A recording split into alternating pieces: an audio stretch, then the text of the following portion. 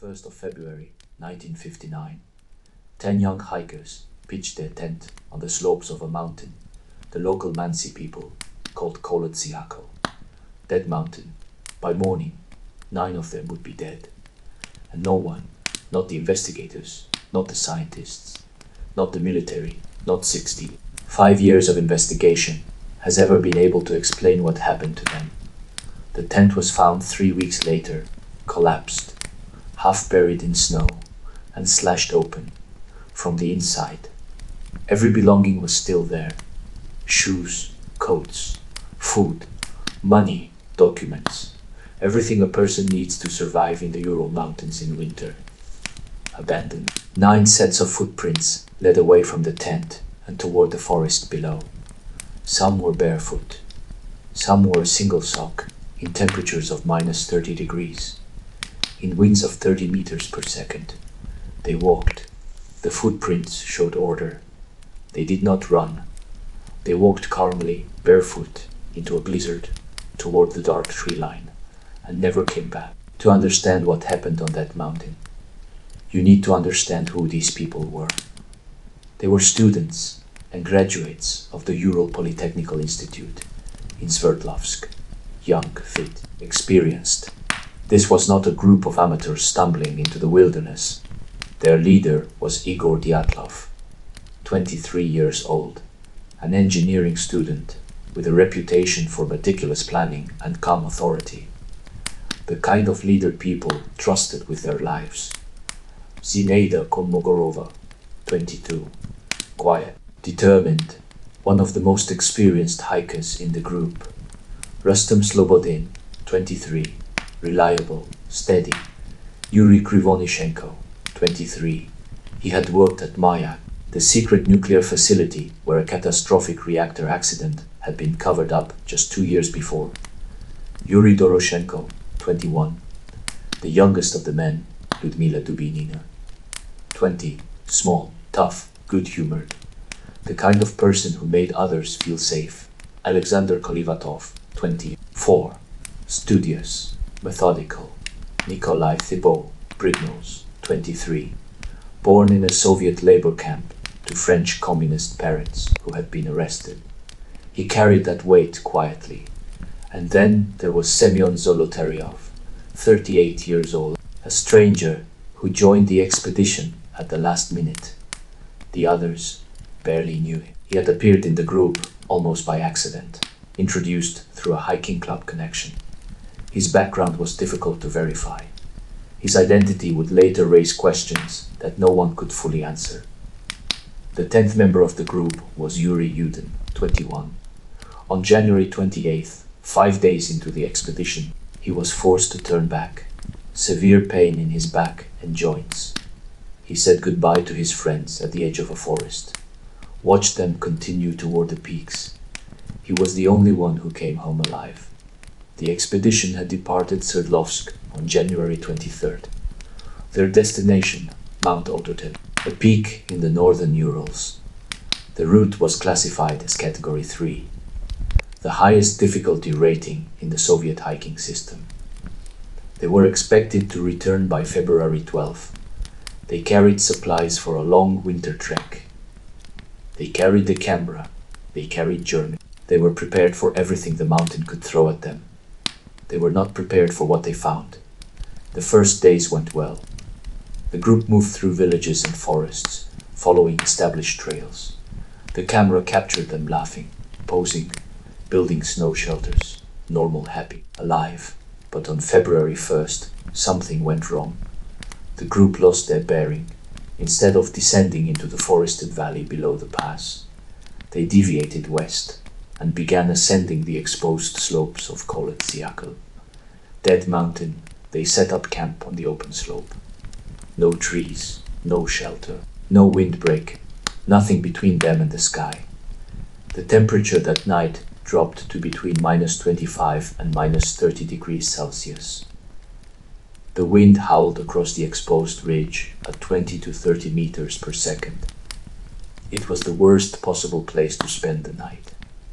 Any experienced hiker, especially Igor Dyatlov, would have known this. So why did they stay? and what happened next. When the group failed to return by February 12th, search parties were organized. Fellow students, military aircraft, helicopters. They found nothing. The mountain was white and silent and indifferent. Then, on February 26, an aerial survey spotted something on the slope of Kholat Syakhl. A dark shape against the snow. A collapsed tent. The searchers who reached it on foot found the tent half buried and flattened by wind and snow. But it had not been destroyed by the elements. It had been cut open with a knife from the inside. The cuts radiated outward. Someone had slashed downward through the fabric in desperate, frantic strokes inside. Boots lined up neatly. Coats folded. Food stores intact. Money. Identification papers. A camera with undeveloped film. Everything was there. Outside, the footprints told a story that made no sense. 9 sets of tracks, some barefoot, some in socks, some with one shoe, led down the slope toward the forest. They walked in a group. The prints were orderly, spaced evenly. Not running, not stumbling, not scattered in panic, walking, calmly, barefoot, into the killing cold. At the edge of the forest, beneath a large cedar pine, the searchers found the first 2 bodies, Yuri Krivonishenko and Yuri Doroshenko. They were dressed in nothing but their underwear, shoeless, their bare feet blackened with frostbite. Between them were the remains of a small fire, barely enough to warm their hands. Above them, the branches of the pine tree were broken off at a height of 5 meters, as though someone had climbed high into the tree, in the dark, in the wind, in minus 30 degrees, and broken the branches trying to see something, or trying to hide from something. 3 more bodies were found on the open slope between the cedar tree and the tent. Igor Dyatlov, Zinaida Kolmogorova, Rustem Slobodin. They had died separately, at different distances from the tree, each one closer to the tent than the last. They had been trying to go back to the slashed tent, back to their boots and their coats and their food, back to anything that might keep them alive. The cold took them one by one on that slope. Their bare hands and feet were torn and bloodied from the frozen ground, found months later, on May 4th, that turned a tragedy into something no one could explain. They were discovered in a ravine, deeper in the forest, buried under 4 meters of compacted snow, and the injuries were unlike anything the medical examiners had ever seen. Nikolai Thibault, Brignol's had a catastrophic skull fracture. The bone was driven inward with a force so immense.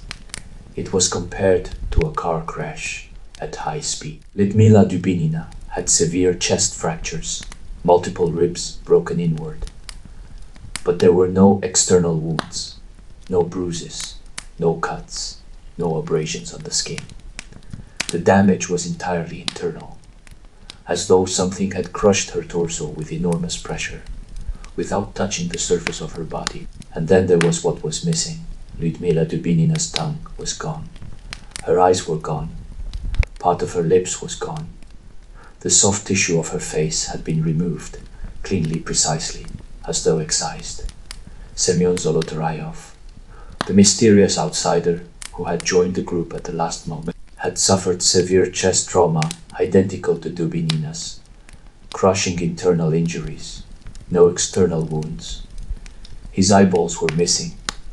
The medical examiners wrote that the force required to produce these injuries was comparable to a high-speed automobile collision or a massive weight falling from a great height. But there were no impact marks, no signs of a blow, no evidence that any instrument or weapon had been used. And then the radiation tests on the victim's clothing revealed contamination, elevated levels of radioactive particles on several garments. No one could explain why. The bodies themselves had an unusual appearance, a deep brown tan across the skin that did not match normal decomposition. The investigators noted it, and then noted nothing more. The criminal investigation found no evidence of a struggle, no signs of other human presence, no footprints beyond those of the 9 hikers, no evidence of an avalanche at the campsite. The case was closed in May 1959. The official conclusion: the hikers had died as a result of a compelling natural force. The files were classified. The area was closed to all visitors for 3 years. In the decades that followed, the theories multiplied. Some said, but the slope was too gentle, the angle was wrong, and avalanches do not remove tongues and eyeballs. Avalanches do not leave radiation, infrasound. Others suggested low-frequency vibrations created by wind passing over the mountain, capable of inducing irrational panic, dread, even terror in human beings. But infrasound does not crush ribs. Infrasound does not leave radiation, military testing. Witnesses in the region reported seeing glowing orange spears in the sky on the night.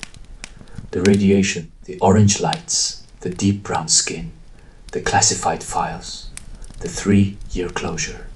It all fit too perfectly. But no military records were ever released. No acknowledgement was ever made. Some pointed to Zolotaryov, the 38-year-old stranger, the man no one really knew, the man who appeared at the last moment with connections that were never fully explained.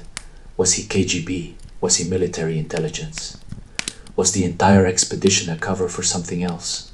Something happening on that mountain that had nothing to do with hiking? In 2020, the Russian government reopened the investigation and concluded: a slab avalanche. A block of snow broke loose above the tent, struck the hikers as they slept, forced them to cut their way out and flee. It explained the cut tent. It explained the injuries to the last 4 bodies.